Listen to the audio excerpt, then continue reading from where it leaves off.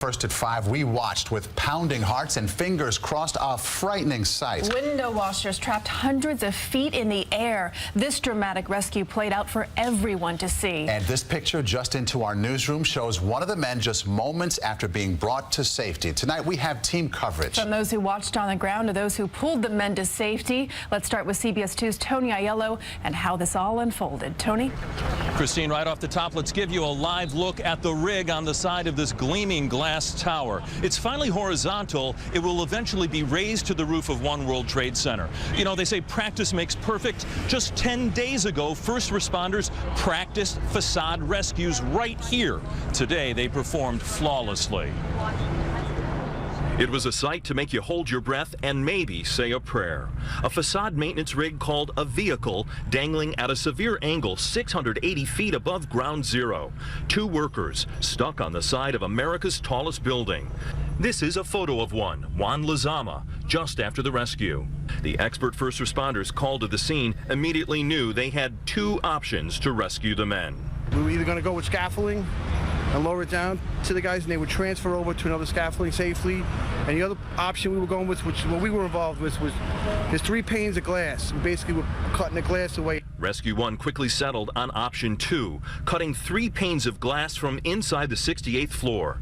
Additional safety lines were lowered to the workers, along with a radio so they could communicate with their rescuers. They reported to us they were okay, and they felt secure, and we just kind of told them it was going to take a few minutes for us to gain access to them. As the minutes ticked away, millions followed the drama on television, the internet, and social media. Mayor de Blasio's staff kept him updated. He lavished praise on the first responders. Great care was taken on the ground to create a space to make sure that if, God forbid, the carriage had fallen, that people below would not be harmed. The FDNY used a diamond blade saw to cut the windows, taking particular care with the outside pane, nearly a half-inch thick. Finally, after nearly 90 minutes, first one and then the other worker was rescued. This video shows one of the men being loaded into an ambulance to be transported to Bellevue and treated for hypothermia. Firefighters say the men seemed relieved, but were relatively quiet when they stepped through the open window to safety. Rescue 1 lost 11 members at the World Trade Center on 9/11, but Lieutenant Ryan says he suppressed any memories of that day while supervising today's rescue. It's business. You separate yourself from that.